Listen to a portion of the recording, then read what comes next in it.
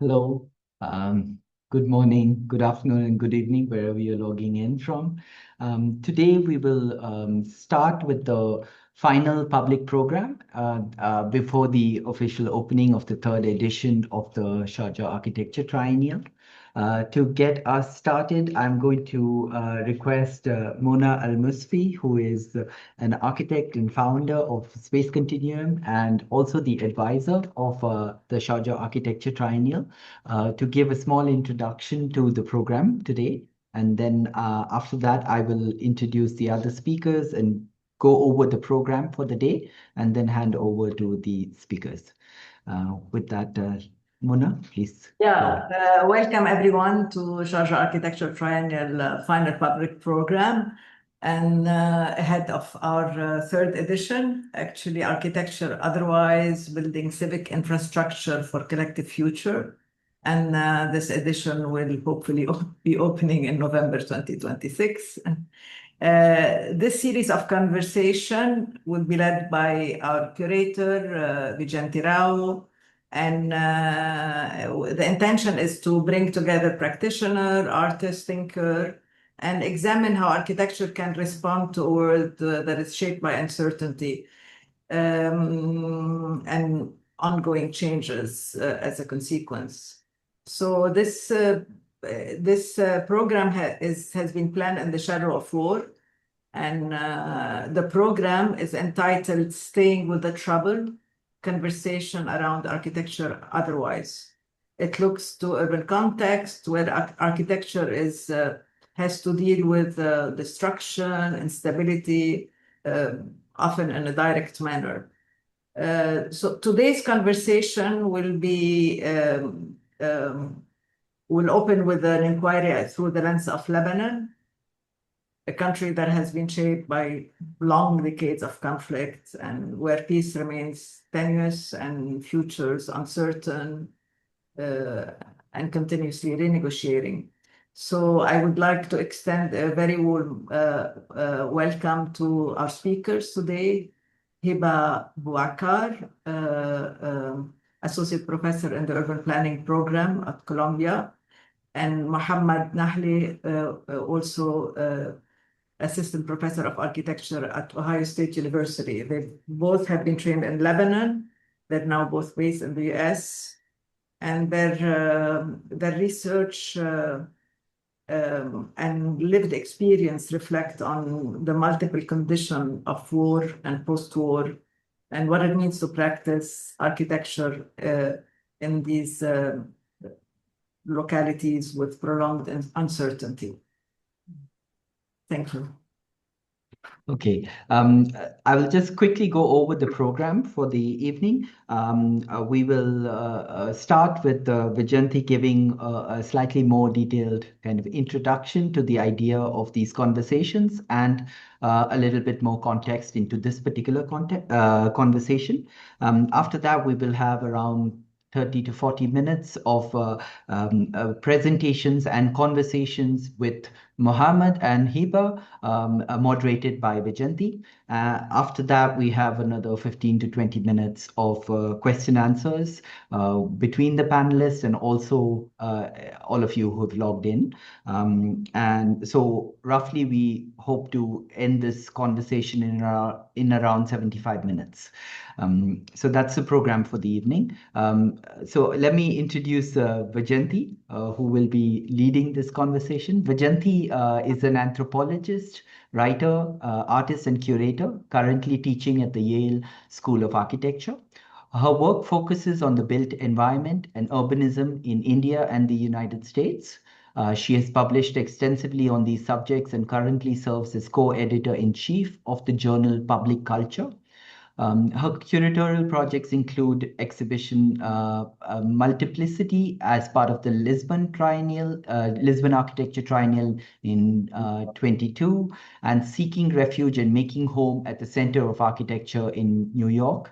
She has participated as an artist in various biennials, including Kochi, Venice Architecture, and Chicago Architecture, and at the Berlinale Film Festival. Vajanti received her PhD in sociocultural anthropology from the University of Chicago and has held teaching positions at Yale University, the New School of Social Research, and the City College in New York. Vajanti is the lead curator for the third edition of the Sharjah Architecture Triennial, and she is being joined by Associate Curator Tao Tavenga for this particular edition of the triennial, which is due to open on the 14th of November later this year. That being said, I will hand over to Vijanti. Please, the floor is yours. Thank you. Thank you, Sahil. Thank you, Mona. Thank you to the Sharjah Architecture Triennial. This is a very interesting moment in which to be planning an exhibition and to be thinking about the role of culture at large in the context of let's say it war. But I'd like to start by saying that this conversation would normally have taken place in person in Sharjah, but unfortunately that was not possible. So what we decided was that this gave us the opportunity to connect much more broadly with a global audience. Exhibitions are often contained spaces, contained in space and time, and we are not, we try to reach the broadest possible audiences, but sometimes we have to contend ourselves with very particular groups of people who might be able to get to the venues. Fortunately for us, or in this world of hyperconnection that we live in, we are also able to practice other forms of connection, such as this one.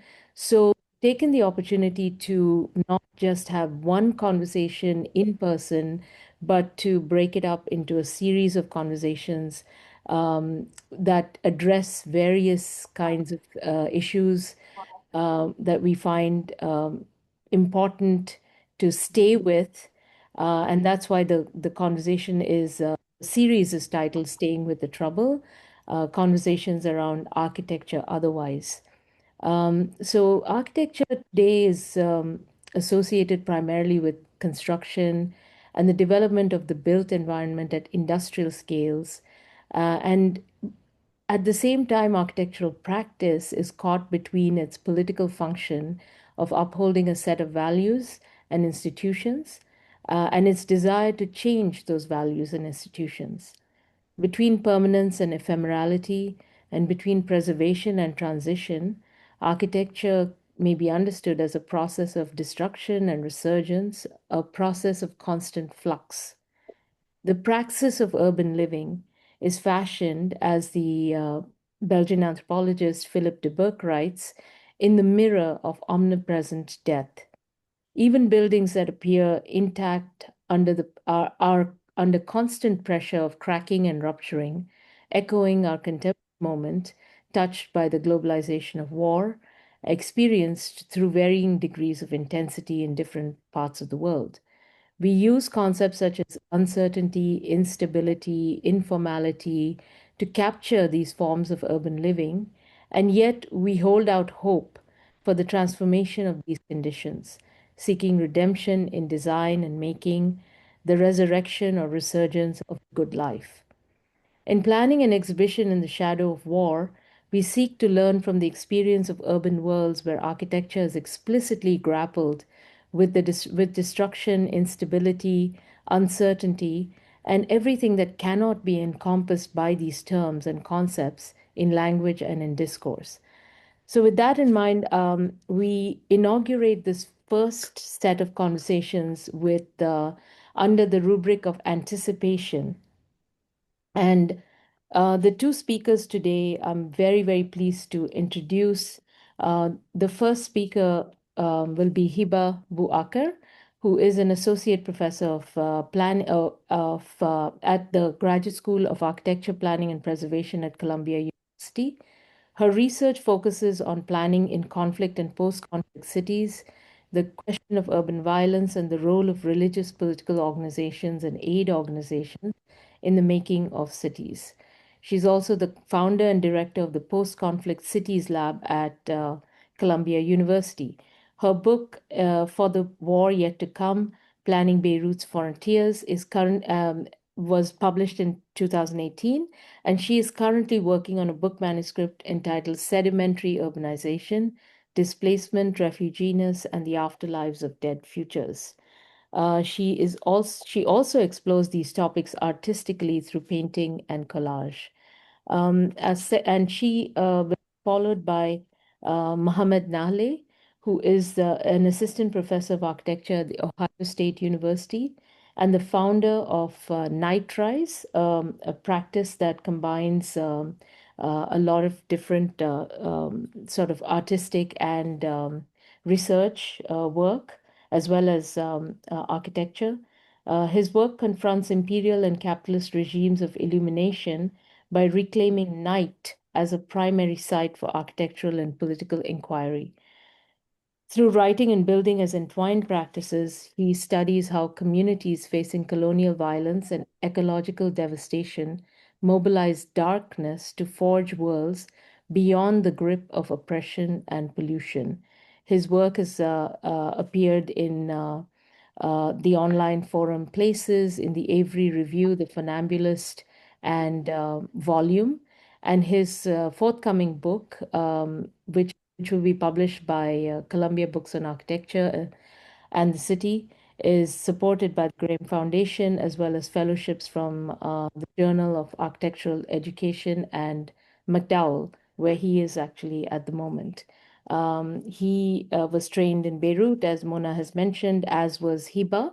So I'm now to turn over to both of them.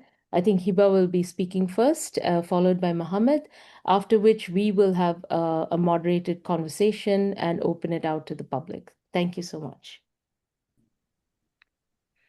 Thank you for everyone. First, good morning. It's from New York, but I'm sure many of you are all over the world. So good afternoon for everyone else in the other parts of the world. I want to thank Mona, Vijayante, Sahil, and my fabulous co-presenter here, Hamad, for what we hope will be an interesting conversation. So the way we're going to do it is I'm just going to give a brief overview of, for those of you who are, I mean, some of you are familiar probably with Lebanon's multiple reconstructions and attempts at reconstructions over the years. But just for those of you who are new to this topic, I'm just going to give a slight overview and then locate where the issues we're thinking about right now, and then give it to Muhammad. And then we have a few questions that we will go back and forth about the questions we're interested in. So, of course, first, just to say, like Lebanon, it's interesting that we're mostly three of us on the screen are Lebanese, and it's always like when you want to talk about staying with trouble, the first thing that comes to mind is Lebanon, unfortunately, or Beirut. I'm like, okay, we're always staying with trouble, but we're also speaking from a place in which, because of all the troubles we've been of our own making and that imposed on us, it is a space through which you can actually think through questions of spatiality, time, war, peace, reconstruction in very critical ways, because like Muhammad and I, we both agree that in some ways we are being used as laboratories for the future, like Gaza is in many ways. So I'm just going to give an overview of what had happened and with few ideas, and then Muhammad will take it from there.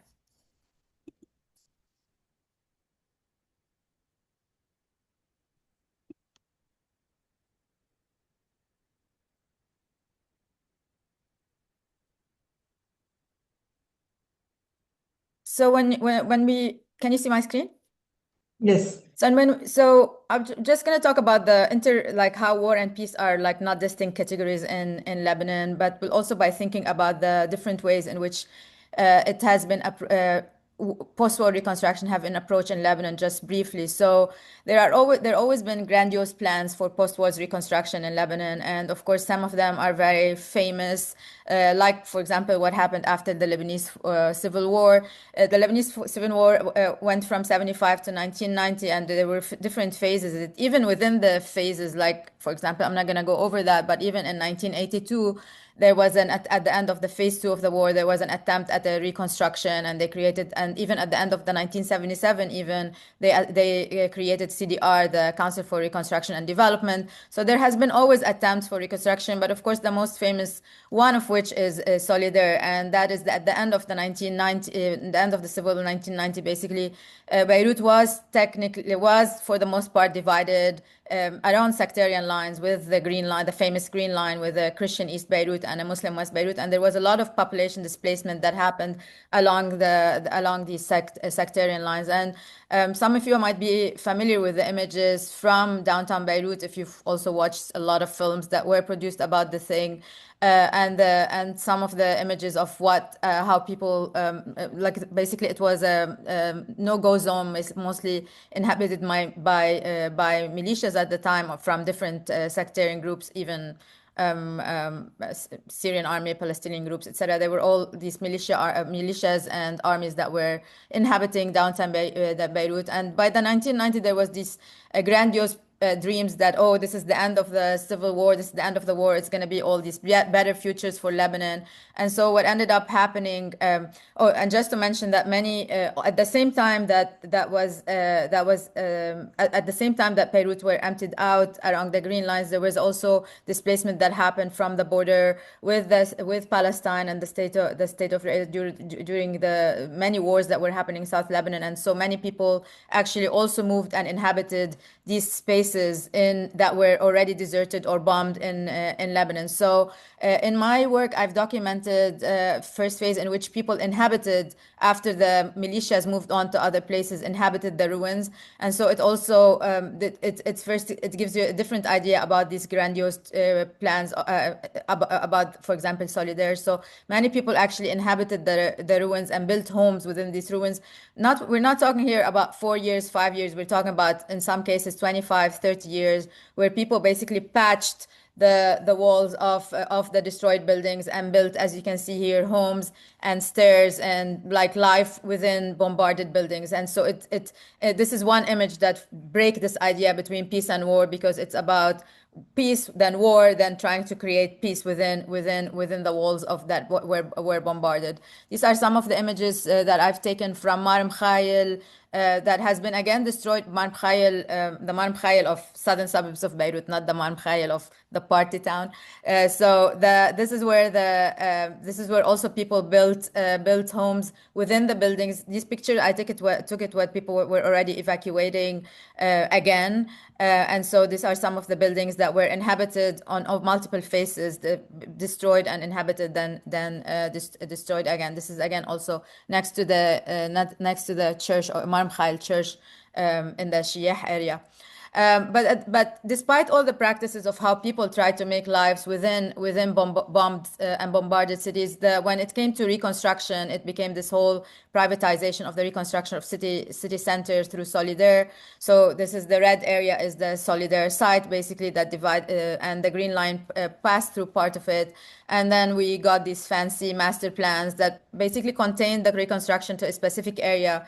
And then the area was also like cordoned off the rest of the city through highways, like the ring road, basically. And the reconstruction happened by taking away people's property here, transforming them into some real estate stock exchange funds, and basically taking over the space by the real estate company, by a publicly established private real estate company that was called Solidaire. And so this is how you see this. This is the ring road that separated the area that was going to undergo reconstruction from the rest of the city.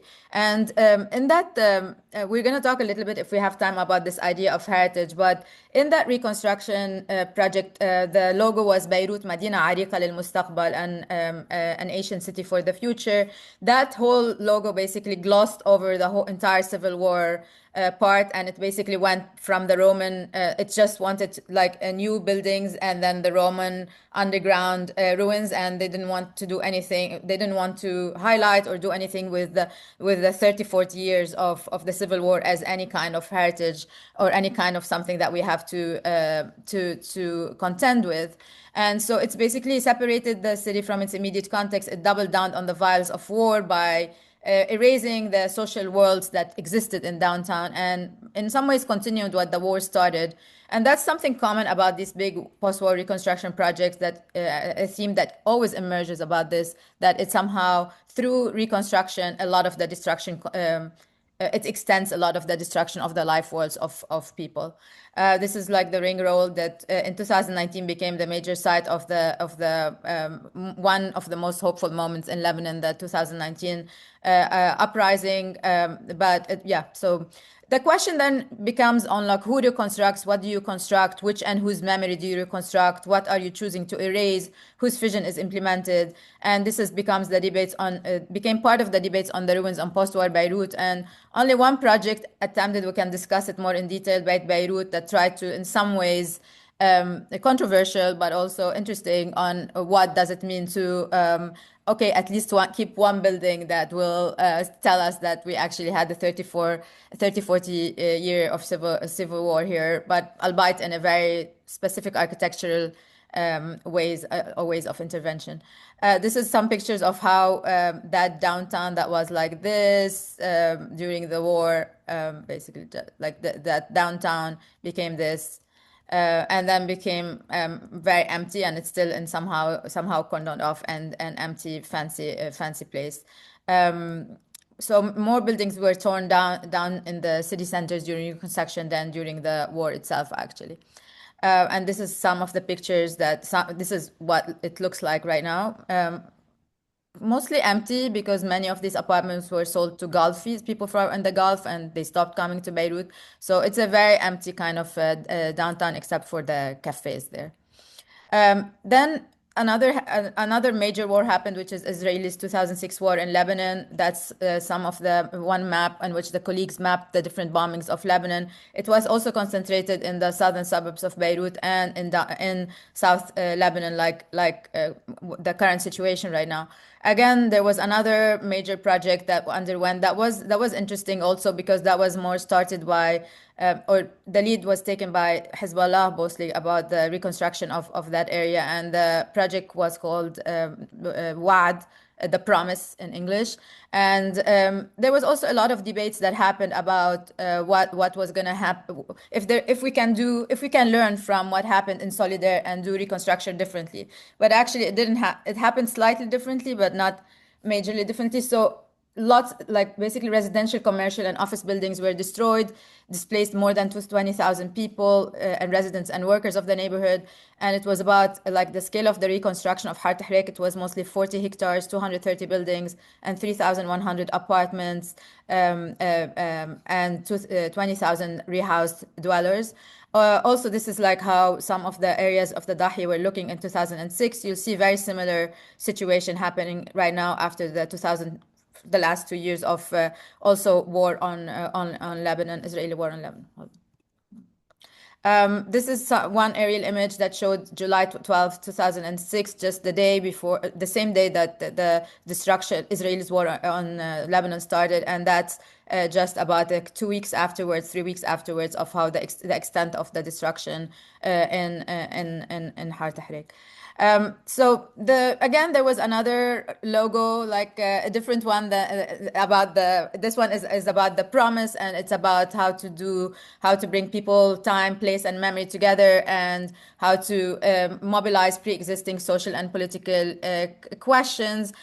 But again, in the same way, it ended up basically going the other way from the other extreme from Solidaire, which is rebuilding as is, which is not actually trying to think differently about how we can do it differently, or how people live within war and peace in Lebanon. So although there were attempts at trying to have a conversation of can we reconstruct differently, for example, there was this very important phase, a reconstruction unit was established at the Department of Architecture and Design at the American University of Beirut, and they tried to work with the people, residents, WAD, etc., to try to put a different vision of what can be done in terms of transportation, in terms of parking, in terms of flight, property rights, etc. But in the end, it was basically built as is, and that was the promise of the now martyred Sayyid Hassan Nasrallah, is that we're just gonna we're gonna rebuild it as is, just better. And the better was basically material, mostly, like just making it better colors, etc. So nothing changed about also how we think about reconstruction. And Mohammed will talk more about it. South Lebanon also underwent a big reconstruction project, and that was different because we had different sponsors, like Qatar, Kuwait were sponsoring different villages. But again, there was a debate about what you do, how do you reconstruct in the south, the frontier at the settled colonial project, and many buildings were either just many heritage buildings were lost, like you see up, and then they were replaced with things that, like in the picture below, there were also international donors competing visions on how to reconstruct, but also there wasn't a lot of learning from the people of how they live within these binaries of peace. And so basically, just to go over some of the things that happened because of that, which is related to my work, is because of these competing visions for reconstruction and how many people ended up being displaced. A lot of the people, for example, that had lived in the ruins for a long time ended up being displaced to the southern suburbs of Beirut. For the longest time, I worked, for example, in Sahra Shweifet, which is right next to the Beirut airport, as you can see from here. And many people ended up buying apartments in places like, for example, Ajnah al-Khamsa, this project that I've done a lot of research in, that actually was bombed, and the whole area was bombed 3 years ago and bombed again this few months. And this is where most of the people who were displaced because of the compensation policies. That's to mention that for the most people, the Lebanese government dealt with it by just giving small compensation policies like $5,000 and telling people just to go figure out their housing situation in a very expensive city like Beirut.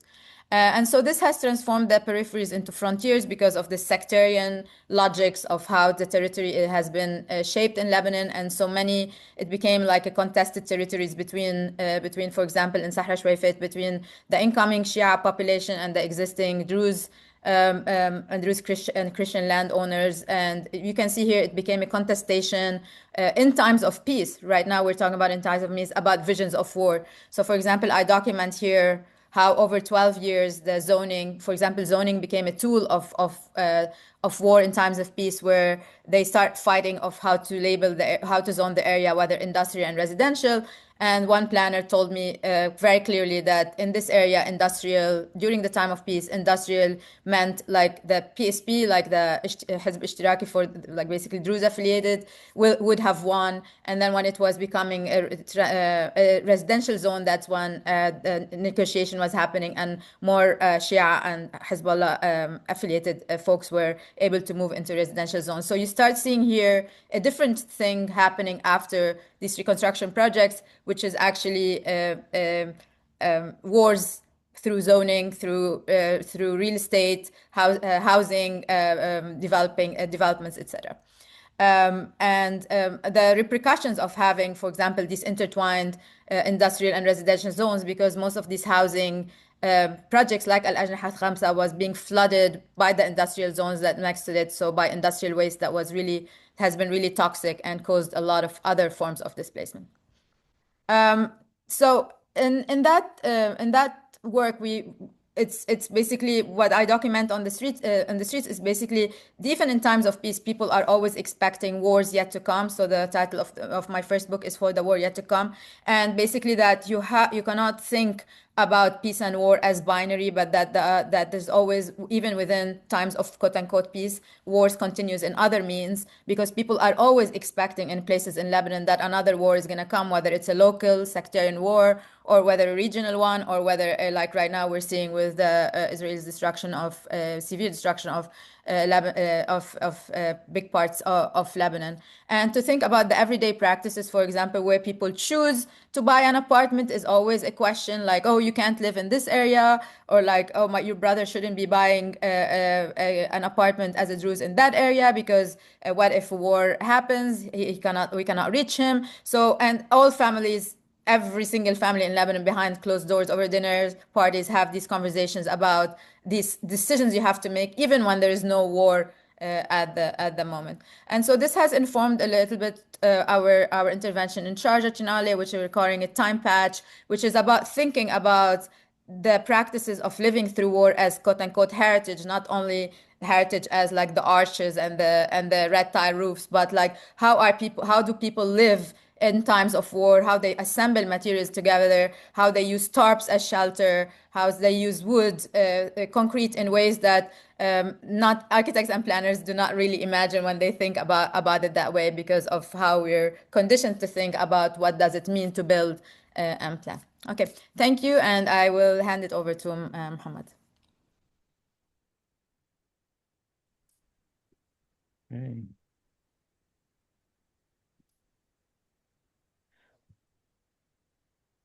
All right. Well, thank you so much, Hiba, for this wonderful presentation. Thank you all for joining. I think many of you don't know, but Hiba was my professor at AUB in Beirut. And so I owe many of the methods I use in my work to Hiba. Oh, and I'm super proud, Professor. You can't imagine this event. Like, I can't believe I'm like so one of the most brilliant people you guys are hearing right now, and I'm super proud teacher. Thank you. That means a lot. Thank you so much for the gift and also for yeah, the burden of responsibility. So as Hiba mentioned, I want to build on some of the observations and ground them in southern Lebanon, or more precisely in the historical and cultural region of Jabal Amil, which is this agrarian highland which has long been folded uneasily and also incompletely into the project of modern Lebanon.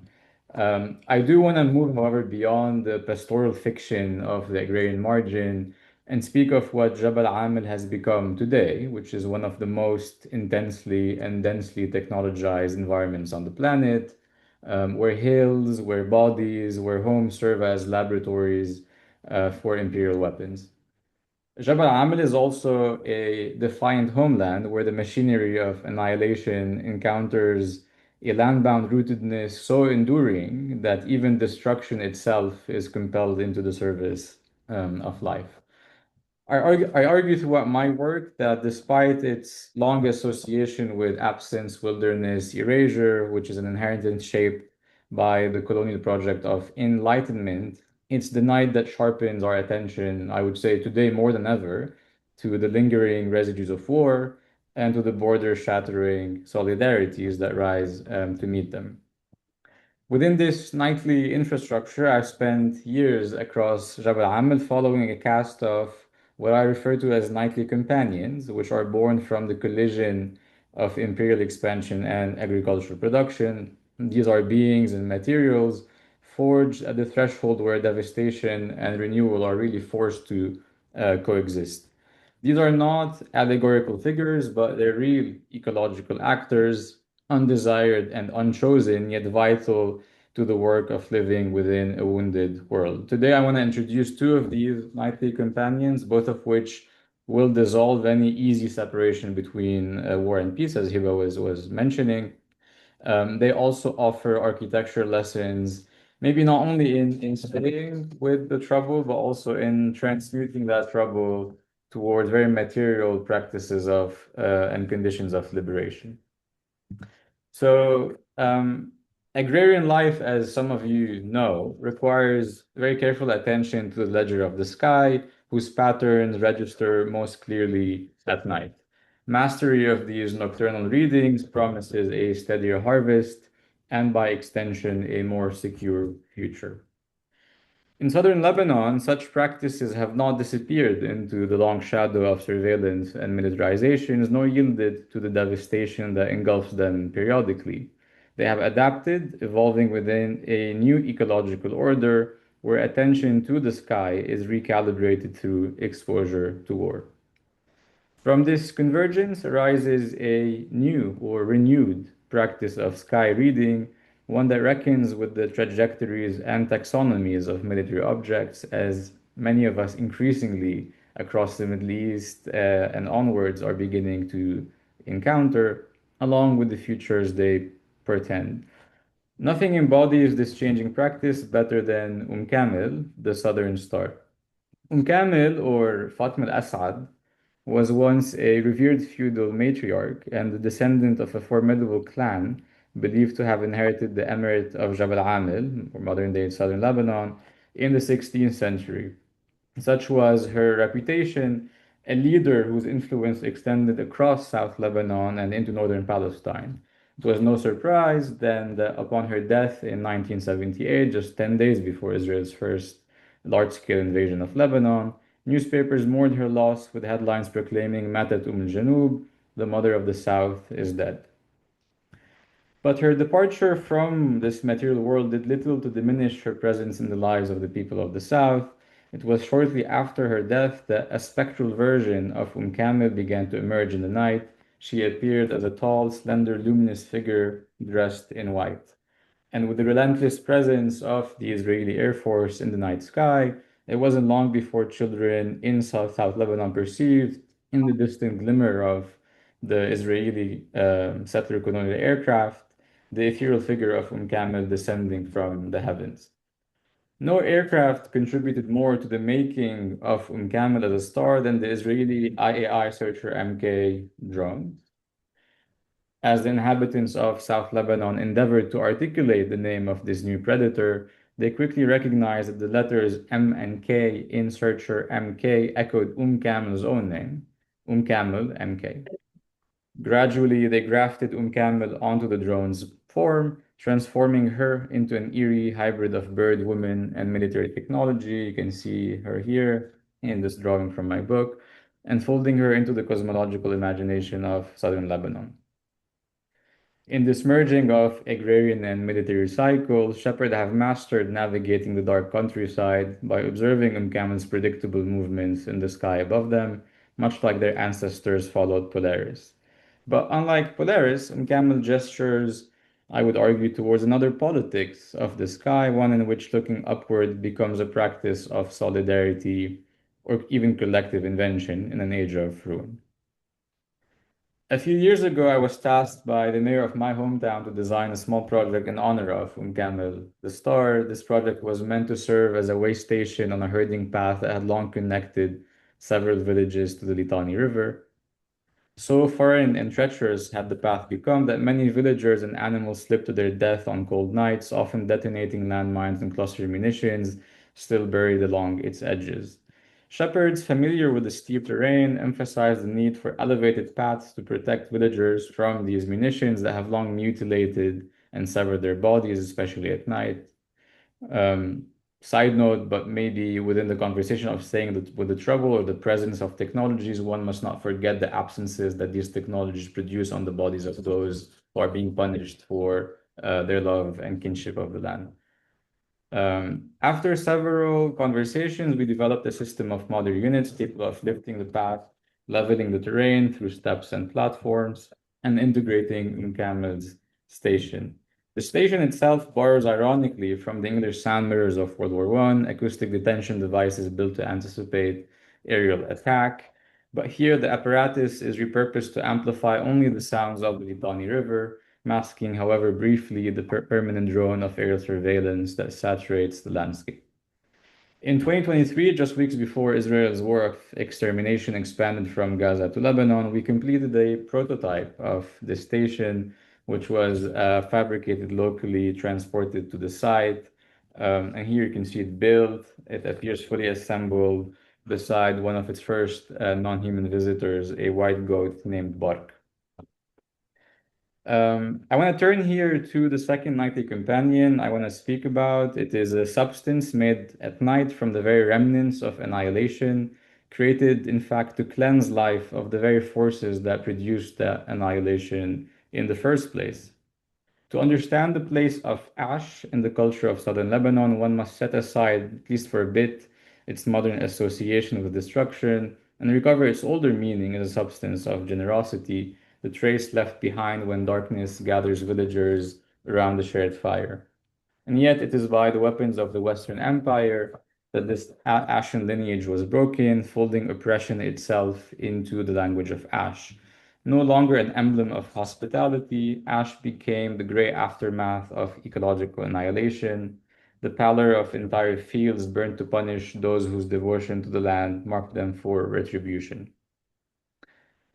Refusing to accept such deposits as confirmations of loss, villagers subjected the ashes of their scorched fields to nightly processes of leaching, isolating lye and boiling it with olive oil to create a serviceable soap. From this resurgence, ash returned as protagonist, inverted from the nothingness imposed by war into a substance conjured from its very residue. Night after night, the hearth labored in this inversion, stoked with blackened leaves and branches, as darkness and ash conspired to transmute the poisons of settler colonialism. Such nuance matters because for the villagers who make them, these soaps are never confused with cleaning supplies or instruments of surface hygiene. They are, I would argue, building materials, ones that with a rare capacity to absorb and recast the filth of imperial expansion, reclaim the moral order of home so that other practices of reconstruction may follow. This soap then marshals the caravan of return, multiplying from household to household until the South itself is reconstituted. I want to join here maybe for a bit this very caravan, which in 2024 carried my family back to their village month into Israel's systematic assault. One might mistake it for a return to the remains of a house I had designed for them, but here return itself is an act of homemaking. Except what they quickly discovered beyond the destruction was that their house had been occupied, turned into an Israeli military stronghold. Soldiers had slept there, eaten there, left out their feces smeared on the beds, mounds of excrement in corners, urine soaked into the floors.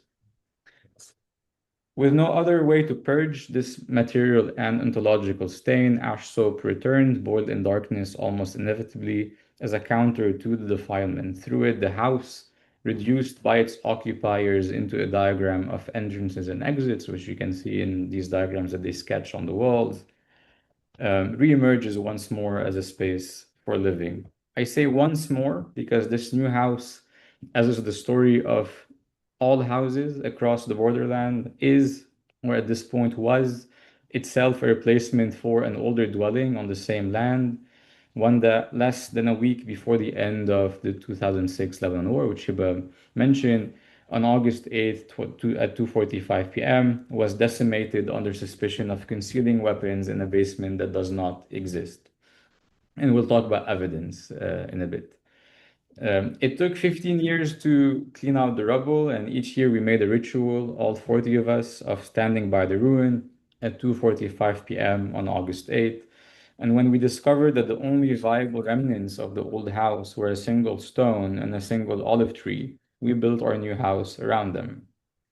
With the olive tree intersecting all the smaller dwellings and different families inside the house, which is for 40, maybe 50 people, and the stone at the center of the shared hall, resurrected by a ray that slices through its center every day or every year at 2:45 p.m. on August 8th, a moment around which the family gathers to share a meal. I share here a few more images of the house.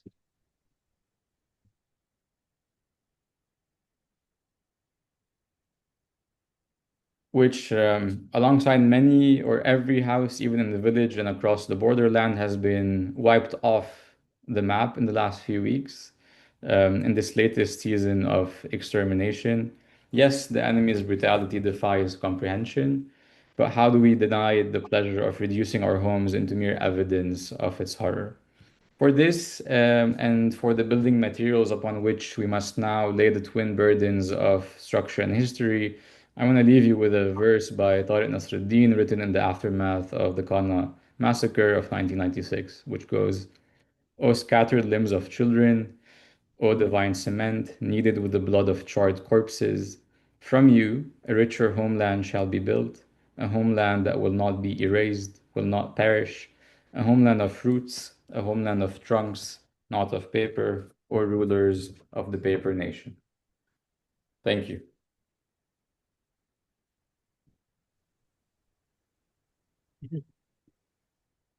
Thank you both. It was incredible for sharing those very, very, even very personal experiences, but put to us many questions that I think that will really resonate with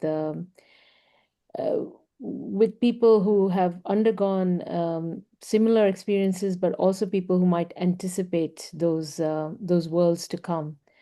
I'd like to start by asking you both to reflect on the treatment of war and peace, not as separate conditions, but intertwined conditions that give rise to, I think, as as Muhammad, you put it, various forms of transmutation. And I wonder if you could reflect a bit, each of you, about how we must think about reconstruction, repair, in spaces haunted by these cycles. And by this, I mean, Lebanon is obviously a very particular example, as you both have made it very clear. But in a sense, these ideas of haunting are present in many different locations across the world. So I'd like to open the conversation by asking you to reflect on this almost artificial analytical division that has been created between war and peace, that seems no longer tenable, for us as scholars or as practitioners. And either one of you, Hiba or Muhammad, could. I can start. So I mean, we already both mentioned how there's always this imagination of the peace within the war or the war within the peace. So in some ways, when there is, even if you think about Gaza right now and these like horrendous master plans that they are constructing, even during like a genocide, there's always this like imagination of like, oh, it's going to be the next Riviera, or it's going to be like this image that the war is going to end forever, and then it's just going to be profit and money and capitalism and good lives and consumption, which is ridiculous, because if you've lived for the I don't know how many centuries or at least the decades, is that that's not how it is in the region, because of the contestation over the region in all sorts of ways, over oil, over geopolitics, over the state of Israel. There are all sorts of things. So to actually imagine a future in which every single person in that region knows that that's a ridiculous kind of future to be imagined. But still, I mean, architecture and planning are very much embedded, and they are tools of racial capitalism globally, so they benefit as much as they benefit from this destruction. This is how where the star architects come. This is how where the money comes in. And so there is a contradiction in our own and our own professions that I always struggle with when teaching, is that how do you teach students that your profession, you want to be about social justice, about redistribution, about helping people conceive of living better lives within climate crisis, etc. At the same time, that a lot of the money comes from these capitalist military-industrial complex of destruction, etc. So we already have this non-resolvable tension in the practice itself. So this is on a larger scale. On a smaller scale is no, before the smaller scale, there's also this idea that, for example, I teach in the planning field that you call on planning to clean up chaos. You call on planning to clean up destruction, and this is where like we're gonna put order, and we're gonna have the streets, and we're gonna have the trees, and we're gonna have the playgrounds, etc. But this is like just a fantasy of an idea of the future of progress that's very much rooted in white settled colonial projects, where when you extract resources from all over the world, you're definitely going to have a better future because you have all the money in the world. But most of the people in the world don't live that way. They are the colonized, they are the people who don't have the resources. And so that idea of planning is also has always, in my opinion, been outdated, but some of the people have benefiting from it. But at the same time that we're talking about these big ideas, a report stayed with me a few weeks back from The Guardian, saying that, for example, British researchers are studying how when Israel was bombing hospitals in Gaza, they're studying how people react around like bombing and like moving, because they want to know, like they want to document and learn from the genocide how, if something like that, a terrorist attack happens in London, how to act around it. So you become like you don't know what to do with this information. Like, so they have a peaceful time in which they're using Gaza as a laboratory to learn that if something happens in the UK, how do they react? So even though we pretend, or they pretend, that we're at peace, I'm speaking from New York, we're speaking from the US, that we're at peace here, we are the perpetrators of war, and we are using these places as laboratories to learn about an expected terrorist attack, an expected climate change, etc., without naming it. So this is, for me, is where at least we acknowledge in Lebanon that there's no binary. In the world, they still try to uphold that kind of untenable kind of situation. I'll very briefly build on that and say, I guess for me, the question is on whose terms are we separating war from peace? Is it peace when the US brokered ceasefire enters into effect? And then is it reconstruction once the foreign-funded concrete gets poured in South Lebanon? Right? I don't think so. I think within these imperial decisions that happen, any conversation of post-war is complicit in the perpetuation of the same agenda. And so there are other ways to think about this. And both in Hiba's work and my work, I think the maybe provocation is people aren't waiting to be saved by anyone. They're already reconstructing even after day one of returning, even before going to the physical home, they are entering into practices of reconstruction, whether they're ontological, whether they're conceptual, but all of which are spatial.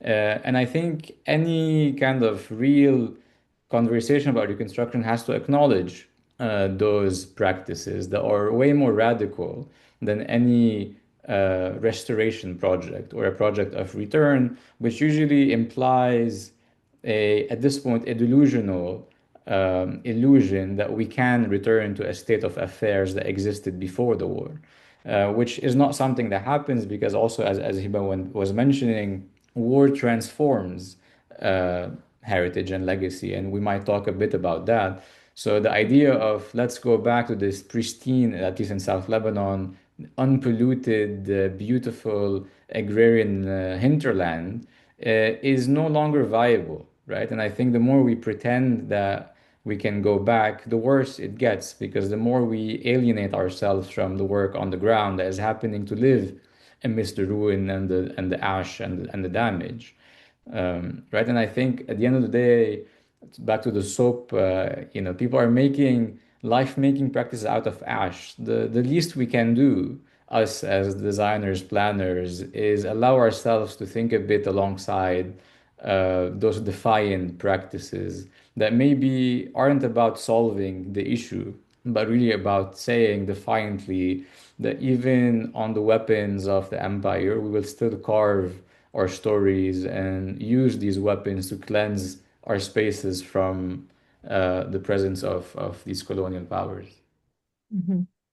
S- speaking of these methods that you are both articulating, firstly, like in the conceptual sense of producing a different line of inquiry, it I was wondering if you could speak a little bit about also the professions of architecture and planning and the ways in which they engage these survival practices that are already emerging without the aestheticization that often accompanies these forms of uh, recognition, let's say.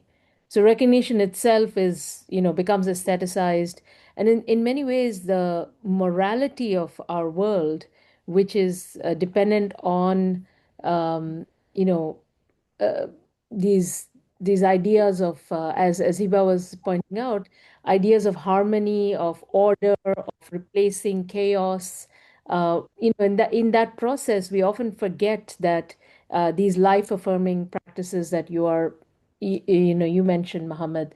So perhaps we can move the discussion a little bit towards thinking about what are we doing beyond simply proving that violence has happened, and try what how can we sort of move beyond that place of of providing evidence and proof as scholars or as practitioners, and move into a different understanding of what is already happening on the ground. These transmutations, particularly the life affirmation that you ended with, Mohammed.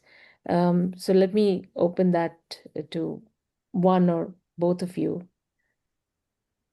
Um, yeah, I mean, this is a very complicated, but also very honest question, and this is something I'm sure Hiba and I reflect on every day, right? I mean, as professors and scholars who engage, try to teach the younger generation about what makes sense in these cases. But maybe like I've grown very critical of any forensic project. I use here forensic, small f, just to not confuse anything.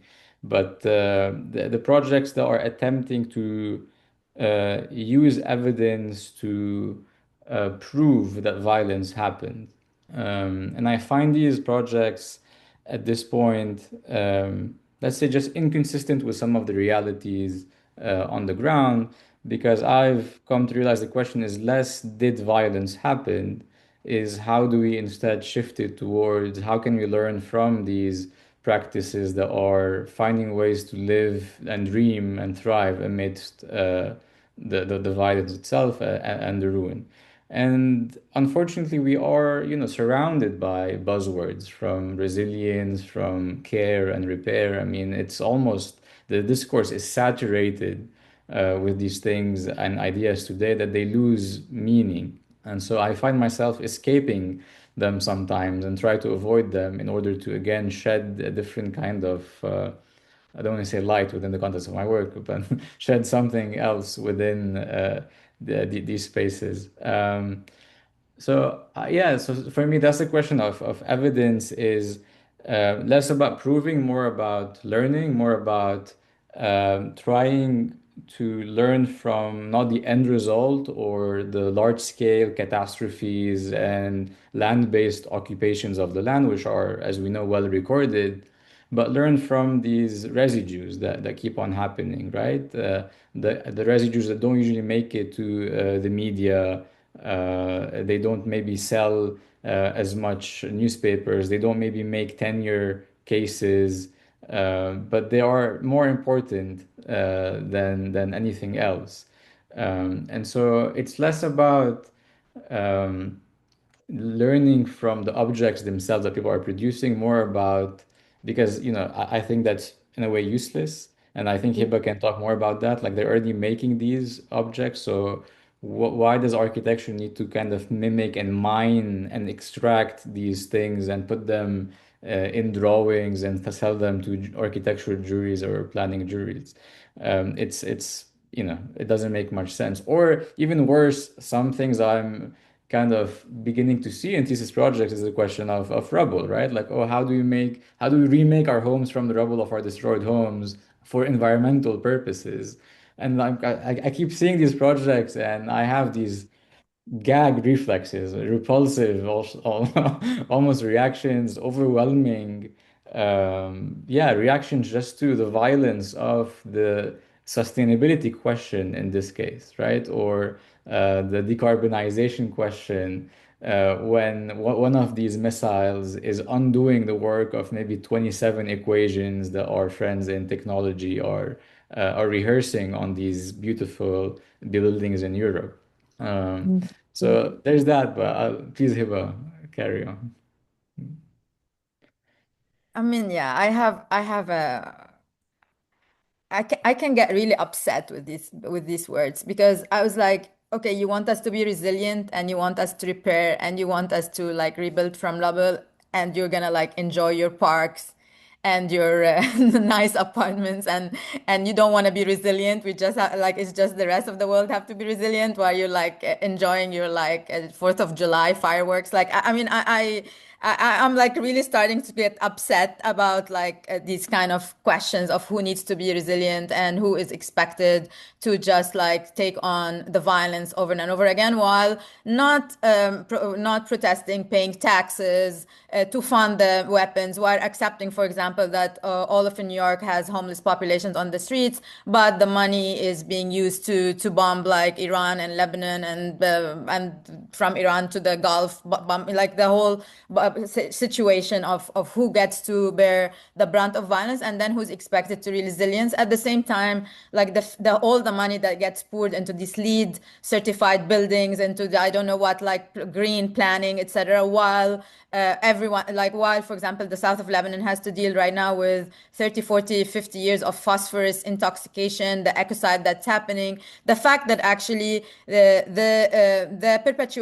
perpetuators are using toxic materials and things that are like to kill the possibilities of future lives in any form or way, to make it impossible to live for the thing. And people come and talk to you about resilience. So this is one of the problems. The other thing is the problem of education, because in some ways we got over the fact that modernism, like stop thinking about modernism, stop thinking about like this linear idea of progress, etc. So, but the pendulum has swung the other direction 100%, where like, oh, let's just mimic, let's like when you do housing studio, let's just mimic what the people are doing and do these nice models. I was just telling Muhammad, I was in these juries last week, in which like, oh, the pulley and the like the mob and like the clothespins and the laundry, and it's all interesting and stuff. But I was like, okay, but why would I pay you then? You know, why would the people pay you to come do what they're doing anyways? So what is the role? And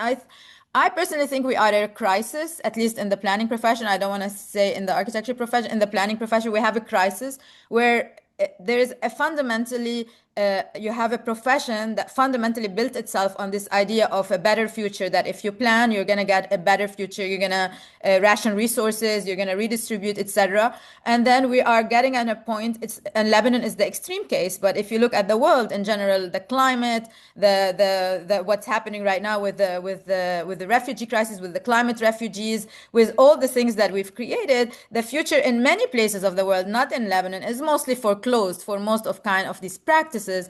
And so what does it mean then for two professions like architecture and planning that have been premised on the fact of a modernist kind of future to be practiced right now? What does it mean to be a planner right now if you're not like thinking about that like perpetual idea of a better future that is actually that's very much rooted in a colonial idea, where, you know, like you have unlimited amount of resources that you can get. We don't have that, you know. We don't have unlimited amount of land. We polluted our seas, etc. So yes, we want to talk about Lebanon, but I think Lebanon asks these questions about the rest of the world in which that future is foreclosed, and ask questions about our profession. What does it mean to then be with the people? Is there a way in which you can be present?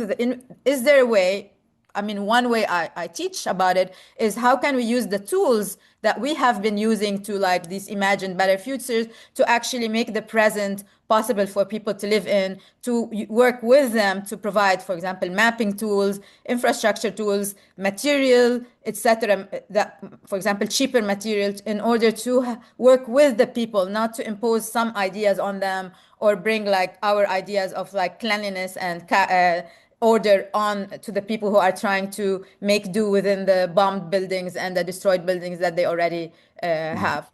Mm-hmm.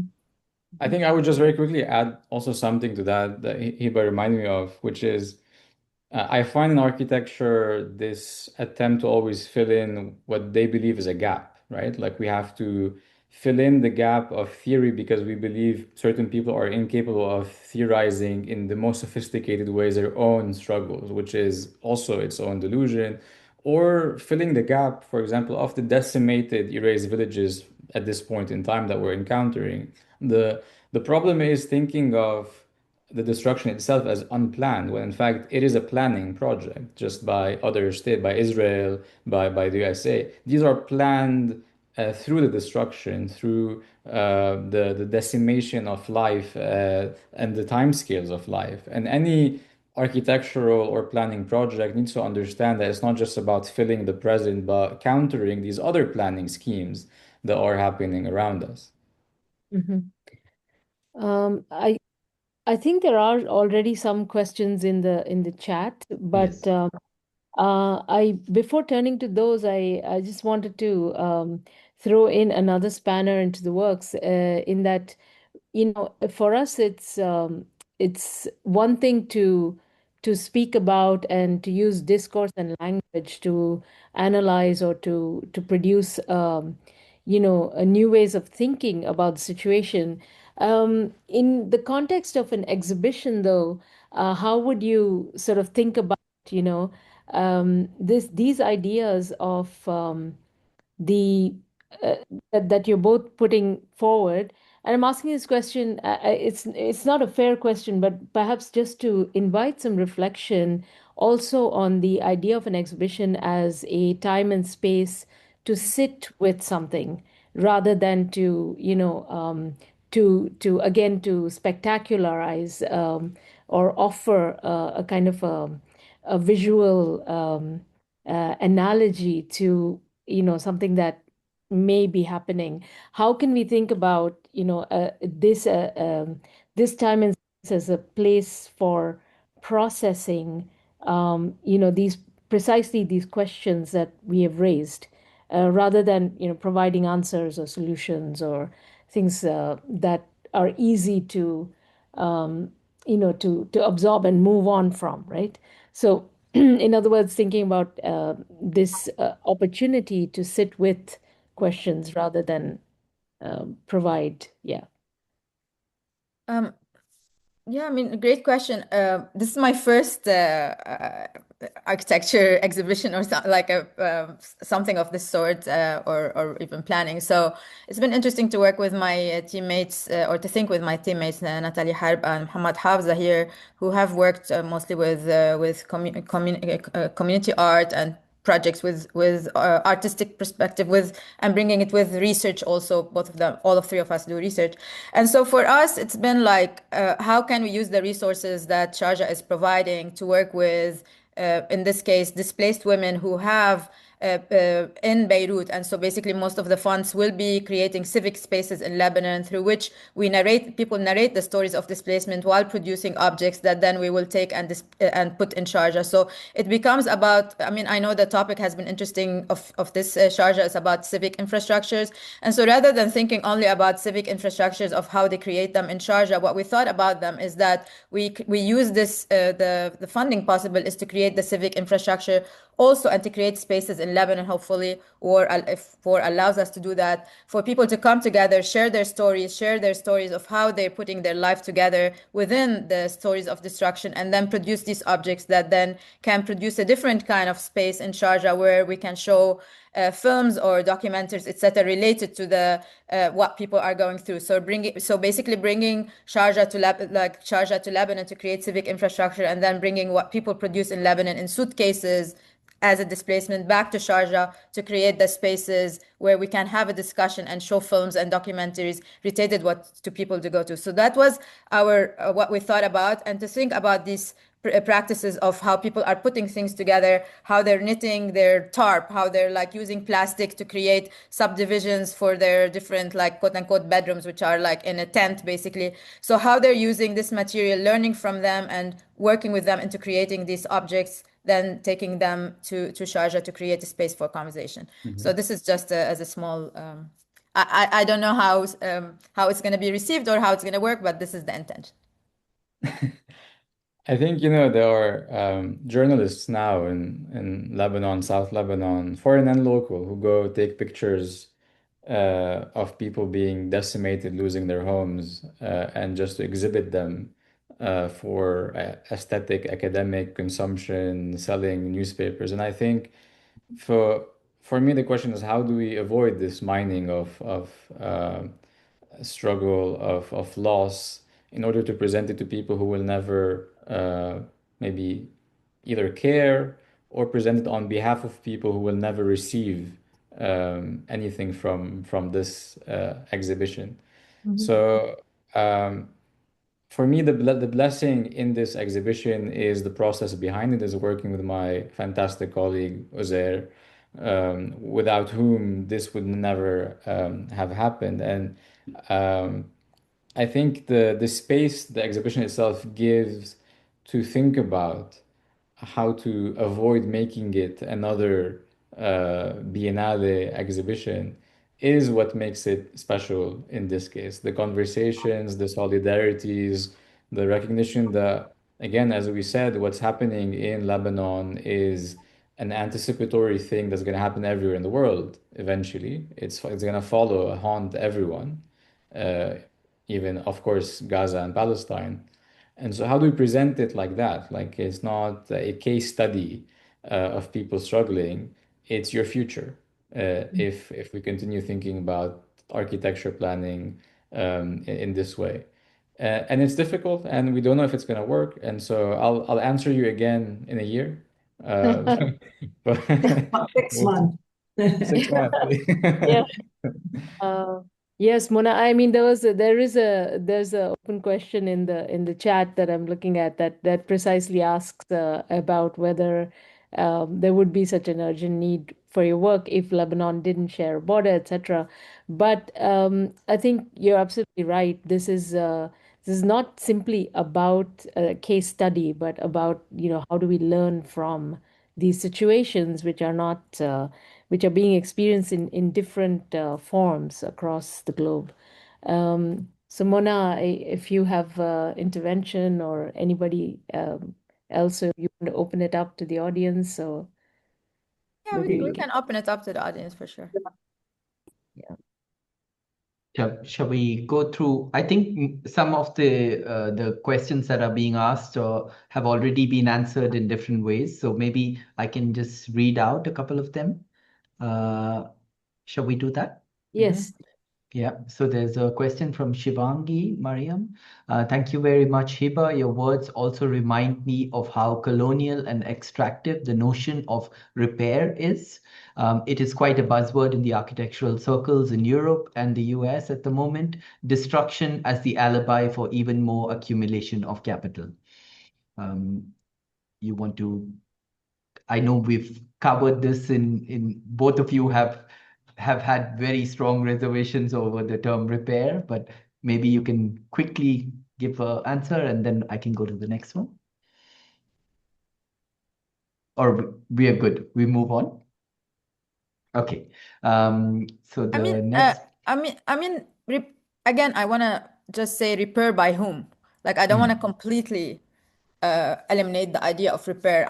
We were just, both Muhammad and I, critiquing the fact that we are told that you guys repair, you guys are resilient, like you repair, you really. So it's people repair, and we're not critiquing that kind of thing. But it's about when people who are in the ivory tower, or people who are in the like Washington D.C., all the World Bank, like then talk about like you guys do that, although it's the violence that is perpetuated by them. So we're not critiquing the idea of repair, because of course all our families, Muhammad's family has been displaced several times. My family has been, even as a child, I was displaced 6 times. I was also a refugee child. So all of these, so we did repair, and our project in Sharjah is about how people use, for example, agricultural, like for example, my family during the war, during the Civil War, everyone grew their own vegetables, and so that's the way we survived.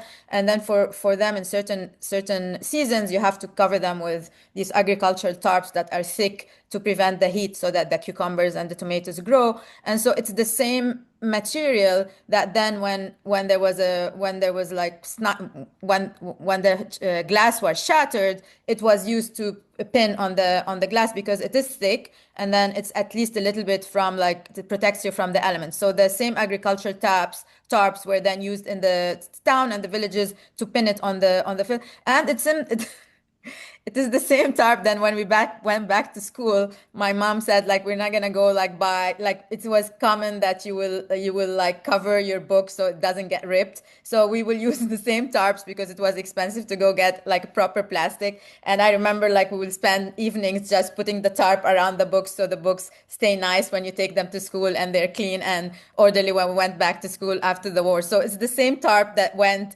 from the tomatoes to our windows to my books in school to look nice when my mom sent me to school. So, we're not talking about that kind of repair.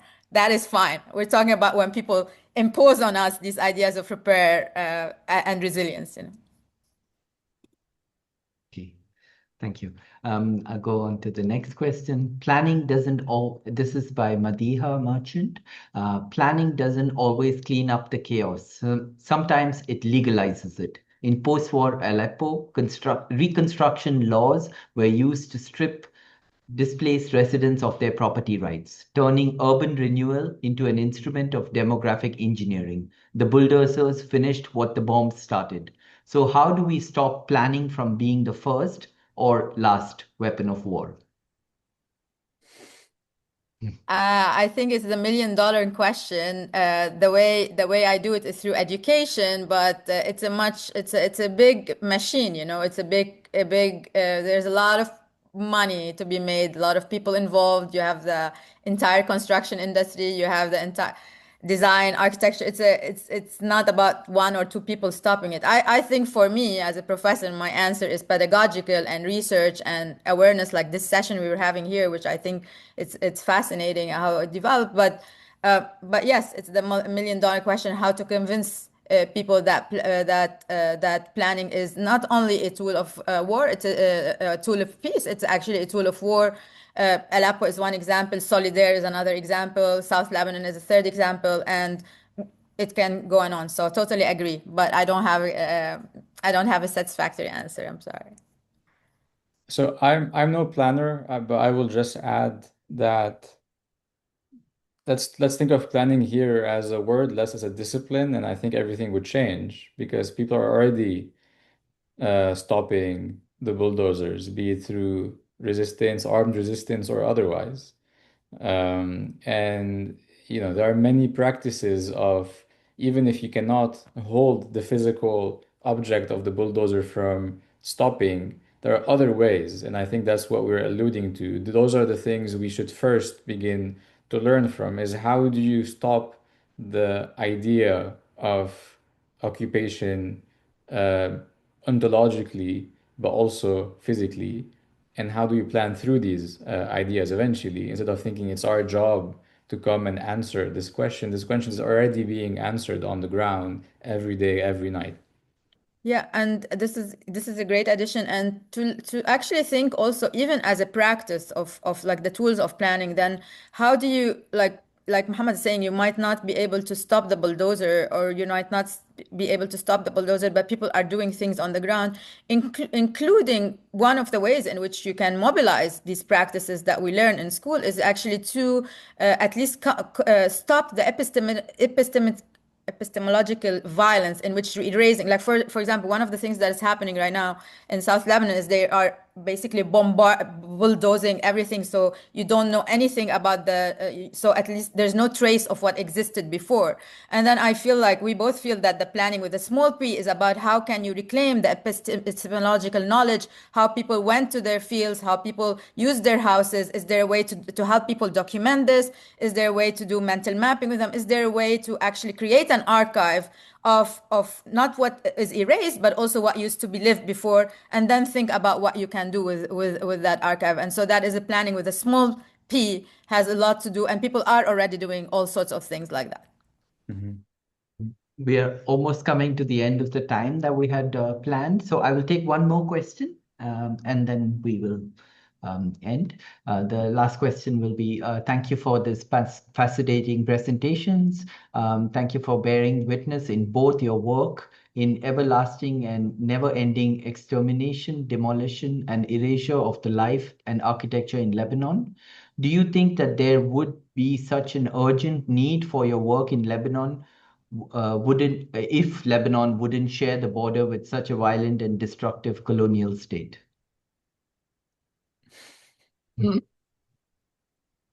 No.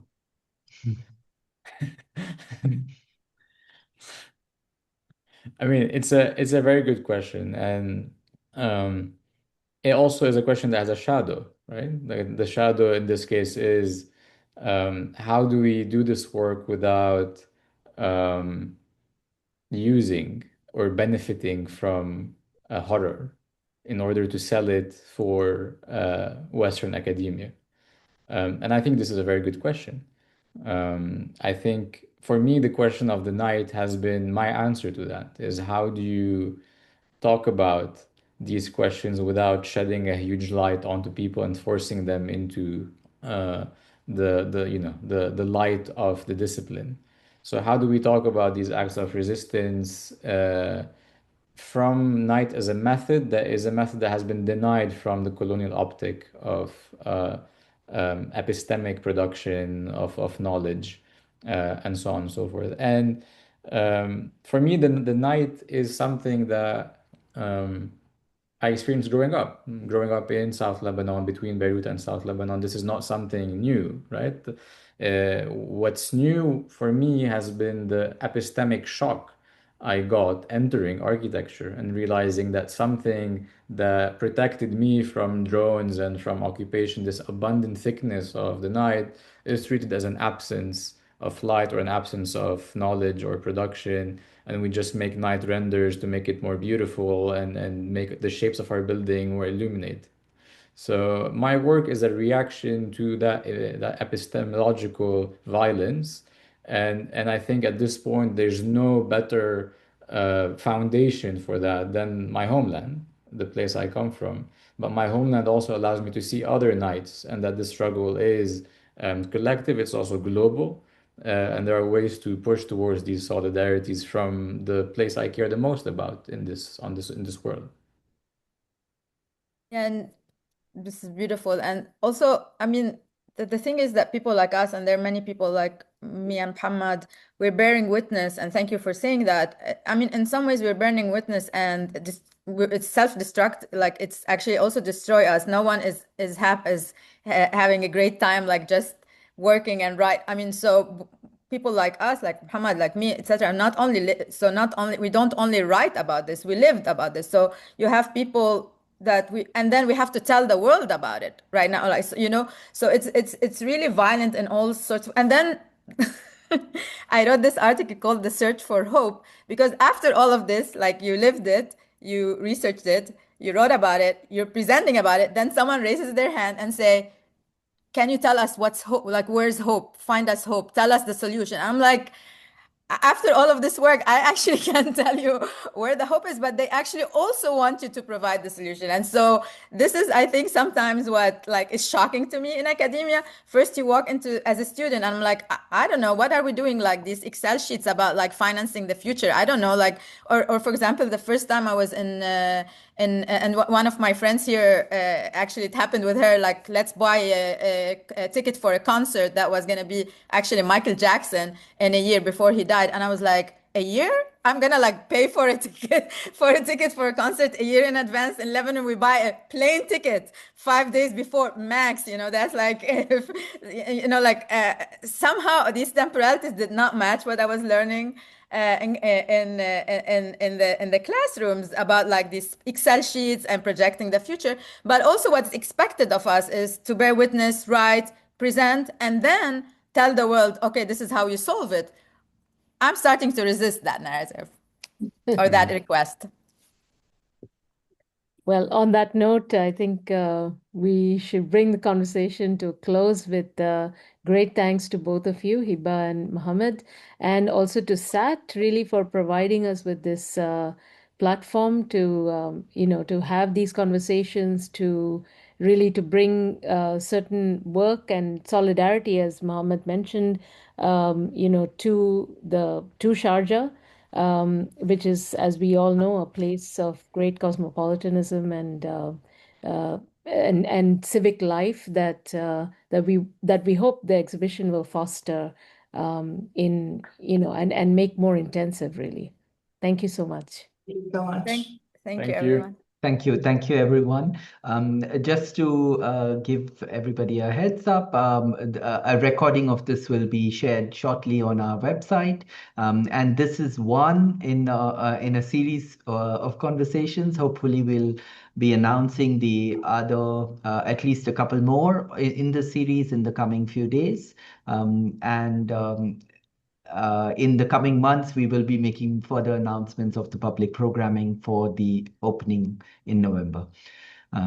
Thank you, everyone, and thank you also Thank to you for all the team. attendance. Yeah, thank you for all the people that have attended, and also the team at SAT who helped put together this event. Thank you. Thank you, everyone. Thank you. Mohammed, it's always Bye-bye. amazing to be in conversation with you, similar to Wow. Bijian, Mona, and Sahil. Thank you. Thank you for having us. Bye-bye.